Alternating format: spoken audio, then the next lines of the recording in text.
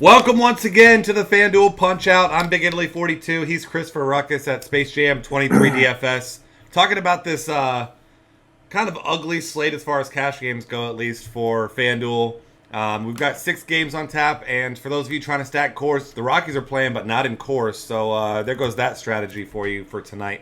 And really no pitchers that you feel great about. I mean, it's almost like if you're playing cash games tonight, you almost have to play Garrett Richards because if you ask me, I mean, he's just by far the most talented pitcher, and lowest total on the board at 7.7 runs. So, I mean, Garrett Richards at $8,600. If you're not going him, it almost has to be Tim Lincecum against the Mets. But, I mean, even he's been kind of up and down. So, I mean, what do you do here for cash games? It's got to be one of those two guys, right? Yeah, I mean, for a couple options. Option one is they're the best pitchers on the board. I mean, let's be honest. I know Garrett Richards isn't a super stud, but he's better than Wade Miley and Matt Garza. So, yeah, I mean, it's pick the lesser of how many games are tonight? 6. Pick the lesser of 12 evils. That's kind of the mentality. The great part is everyone else is doing it. No one else can pull, an ace, quote unquote, ace out of their sleeve and play Clayton Kershaw tonight. So it doesn't matter. So just like any other night, make sure you focus on taking whoever the best pitcher is on the given slate. Today, it's Garrett Richards, 1. Tim Lincecum, number 2. I wouldn't touch John Neese just because the Giants are on fire lately. I think there's a little bit of a stigma that they're not as good as they actually really might be. Yep. And then, honestly, as a high upside guy, I don't mind Wade Miley. I know I picked on him earlier, but the guy's racked up Ks multiple times this season, 8, 7, and 6, a couple outings. He also has 1, 2, and 2 outs, 1, 2, and 2 strikeouts. But we're talking about GPP play, Wade Miley. If you're playing cash, go to Richards, go to Lincecum, and go no further. Yeah, I mean, Miley's had some good games against some tough teams, too, like 8 Ks at Toronto. Gave up a couple runs in that game, but he's certainly in play. A couple other guys. Tanner Roark isn't going to pitch deep, but we've seen this Milwaukee team struggle against righties a lot this year, and he's only made 3 starts here, but 2 of them have been solid, 11 and 11.66 fantasy points, and at 5.8K, I don't think he's a bad option. And then if you want to go all the way down to the bottom, Michael Lorenzen has been effective but not great, and for 5,300 against a team that strikes out a ton against right-handed pitching, I don't think he's a bad GPP option if you're trying to get in some big stacks. Yeah. All right, that's about it for pitcher. It's ugly tonight, as you might anticipate. Moving on to catcher, Buster Posey gets a lefty at Citi Field. It doesn't really matter to me where he gets a lefty. Buster Posey is your top option, and it's not even close. No, I don't. I actually don't think. Oh, pitching is cheap today, right? Yes. So play Buster Posey. Your competitive advantage is crazy. Opportunity cost, whatever any other site anyone wants to call that thing. Buster Posey's has a bigger gap between the second place catcher than any other position on the slate. Play Buster Posey in your cash games. He's 3.7K. I mean, if you are trying to be different, not in your cash games, Miguel Montero, Jonathan Lucroy, and probably on to first base. Yeah, I mean, I'll throw out one more guy if he has a good lineup spot again. Carlos Perez batted 5th yesterday. Gets Alex Colome tonight. So I don't think he's a terrible option. And then you can consider Wilson Ramos, but just not a guy that I feel great about. For me, it's going to be Buster Posey. Like you said, you're going to have the salary to do it. Just play Buster Posey. Don't think too much about it. He's going to be heavily owned, but he should be. Yeah. All right, as we move on to first base, you get Joey Votto in one of those spots that no one ever likes to target him, but makes him for a great tournament play. At $4,600, he faces a lefty, but not a very good lefty in Seo Shiwada, who has been okay so far this season, but really a guy you can pick on. On the other side of that, Anthony Rizzo is hitting everyone once again, $4,400. I mean, those two guys you got to like a lot, and once again, not too hard to fit either one of them in your lineup tonight. Yeah, I mean, I'd give you value, but I don't think it's necessary. David Ortiz is 2.4K. I get he's been struggling this year. I mean, he's got an 8.5 over-under against Chris Tillman.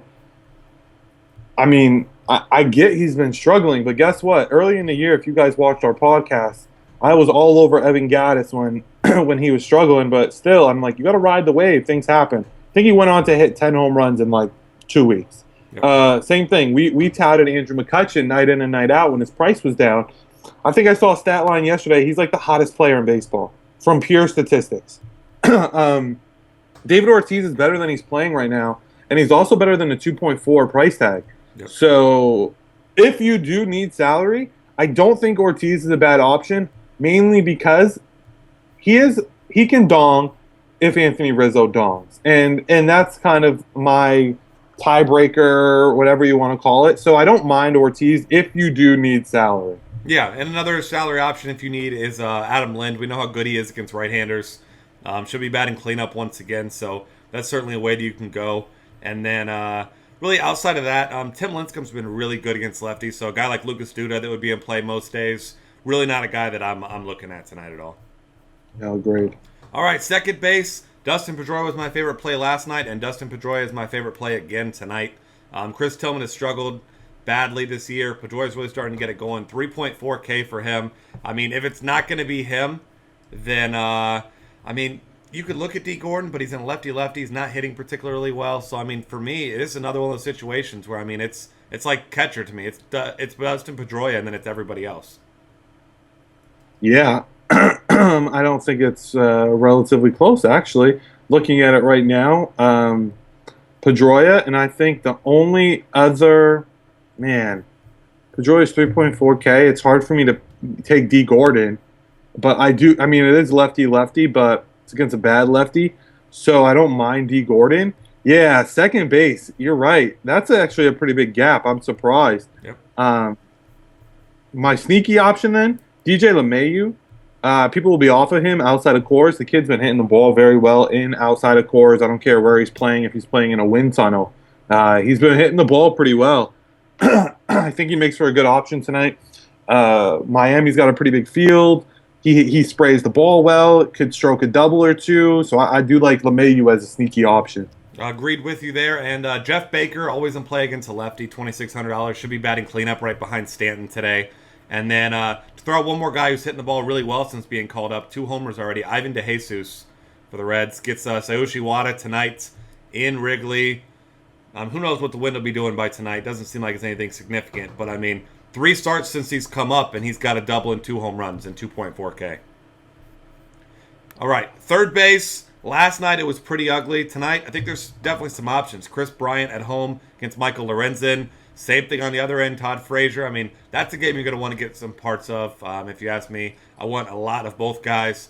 Other options, you don't love a lot of these other guys. Anthony Rendon, you'll prefer against a lefty. Manny Machado, though, at $3,200, he's always in play. You literally went 1 through 4 on my list right now. Literally went 1 through 4.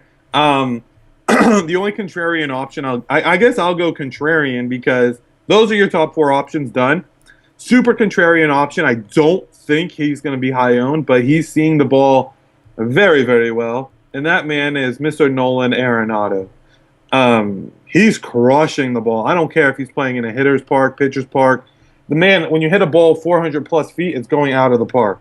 So I like Nolan Arenado as a pivot cash game or a pivot GPP play off of Chris Bryant, who will probably be 30% owned in cash games. I think it's close. Frazier's just a little bit pricey, and if people take Posey, I don't know if they can fit the extra 300. I think they might just go to Chris Bryant. Yeah, and 2 more cheap guys here. Brock Holt batted second last night, had a couple more hits, another double. He's hitting the ball really well. You look at his logs. He's multi-hits or extra base hits just about every game since in his last 7 starts. So $2,700 for him. And then, of course, Martin Prado is a nice cheap option against a lefty always. Shortstop, you're going to want to pay for shortstop if you have the money because Troy Tulowitzki, as we know, just significantly better than anyone else here. Gets David Phelps, who is a contact pitcher, hasn't pitched particularly well recently. Had a few starts where he was good, but, it's still Tulo, and he's heating up. Tulo's a guy that you want to look at tonight a lot. Yeah, Tulo. Hold on, let me see what my third one is. Tulo.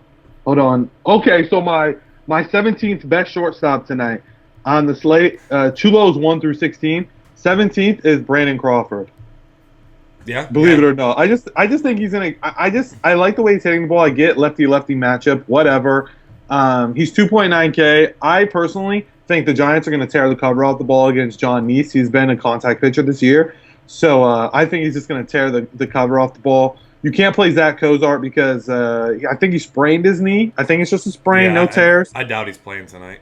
Yeah, there's no way he's playing tonight. So Brandon Crawford, Ian Desmond, maybe. But I think Tulo is pretty close to that Buster Posey move. So I actually don't mind going Richard, Posey, Tulo, build around. Yeah, absolutely. And like you mentioned, Brandon Crawford, he's one of the better in the game in a lefty-lefty matchup, surprisingly. So he's certainly a play. And then if you're going down, cheap, or not cheap, but alternate, Heckavaria at $2,900 hits lefties really well. He usually bats around 8th, though, so you don't like him, but nice swerve in a tournament. Guy gets you some multi-hits. As we look in the outfield, for me, it's Giancarlo Stanton at the top, facing a lefty anywhere, especially a bad lefty, and Chris Rusin.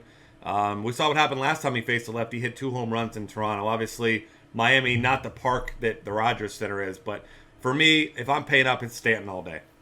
Yeah, shout out to FanDuel, 5.3K. Thank you for appropriately pricing Giancarlo Stanton. This 4.6 to 4.9K, no more of that, please. Let's place Giancarlo Stanton above 5K. Very nice price tag tonight. I think it's a fair price tag. It's worth its weight. Same with Bryce Harper. 5.6K. I will say this. Watched a game yesterday. Shout out New York Yankees. Watched it. Blew another game. Why not? But Harper swings so hard. He swung so hard last night. Hit a ball off the top of his foot. He was limping all around the bases. Something to watch out for tonight at 5.6K. You're probably not playing him because you can't fit him if you're playing too low. But just as a kind of a courtesy, he looked like he was in pain and missed his little guard that goes over his foot when he turned, and he just drilled it off the top of his foot. Ugh. So be careful with that. With that being said, same game. Played him yesterday. He was a little bit stiff during batting practice, but had a good game. 7.25 fantasy points, and that's Denard Span at 2.8K. Love him. I don't know why I went a little Boston accent for him, but felt right, went for it. And against Matt Garza, I do like Denard Span tonight. I think he's in a good spot. Yeah, absolutely. And keep your eye on Ryan Braun. He left last night's game with dizziness as well. They say they're expecting him to play tonight, but you know how these things go. Maybe he doesn't suit up tonight. And another guy out there, Carlos Gonzalez, finally starting to get it going. Yes. People are going to be off him, especially because he's on the road. But getting David Phelps, a righty, we know throughout his career he crushes righties. And at 3.6K, pairing him with Tulo looks mighty nice for tonight. Yeah, you pair him with Tulo, it looks real good. And you know what? Rocky stack in general. Blackman, Tulo, Cargo. Off of that game, onto a different game. Dexter Fowler at 3.2K is my man. Love Dexter Fowler. Good game last night. Love him leading off in that offense. It's just, it's very appealing to have the leadoff hitter for the Cubs. Yeah, it's a great spot for him. I'm going to be on him once again. And Cole Calhoun at $2,800 is in play as well. If you're looking for cheap guys, Michael Kadire against Tim Lincecum, $2,500. He's a nice tournament option. Not playing Justin Maxwell. Justin Maxwell. Let me interrupt. Justin Maxwell's a really nice tournament option at 2.4K. I believe he went yard last night off of Harvey. But so did everyone else. Yeah, so did everyone else. Everyone else on my GPP team. So I love the Giants tonight. Probably my top stack of the night. Check out the article later. Stacking Daily Fantasy Cafe. You'll see the Giants is #1 stack. Yep, and you can get Angel Pagan in that stack at men's salary, so it's certainly easy to fit him in there. So with that, that's going to wrap things up. Find us on Twitter at DF Cafe. Subscribe to our YouTube channel and check out all of our content at dailyfantasycafe.com.